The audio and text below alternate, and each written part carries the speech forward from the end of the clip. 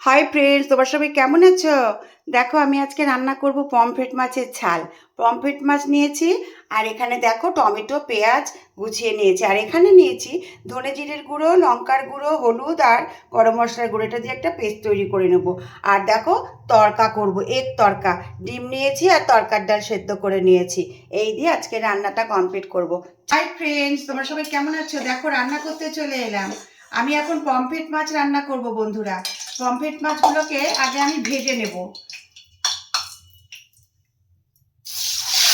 মাছগুলোকে আমি সব ভেজে নিয়েছি। এবারে আমি এর মধ্যে গরম সেই তেলের মধ্যে পেঁয়াজ দিয়ে দেব, আর পেঁয়াজের সাথে আমি টমেটোটাকেও ভেজে নেব। পেঁয়াজ আর টমেটোটা আমার ভাজা হয়ে গেছে। এর মধ্যে আমি আদা বাটা দিয়ে দেব।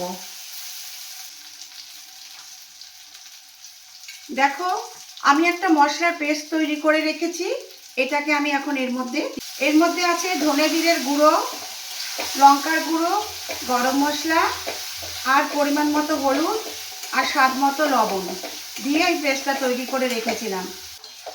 মশলাটা আমার কষানো হয়ে গেছে, একদম তেল ছেড়ে দিয়েছে। এর মধ্যে আমি এই মাছগুলোকে দেখো ভেজে রেখেছি, এই ভেজে রাখা মাছগুলো দিয়ে দেব। এবারে আমি এর মধ্যে একটু জল দেব। পমফ্রেট মাছের ঝাল আমার অলমোস্ট ডান। এবার এটাকে আমি সার্ভ করে দেব। পমফ্রেট মাছের ঝাল রান্না করে আমি সার্ভ করে দিলাম বন্ধুরা। ভিডিওটা ভালো লাগলে তোমরা একটা লাইক কমেন্ট করো। দেখো বন্ধুরা, তড়কা রান্না করে নিলাম।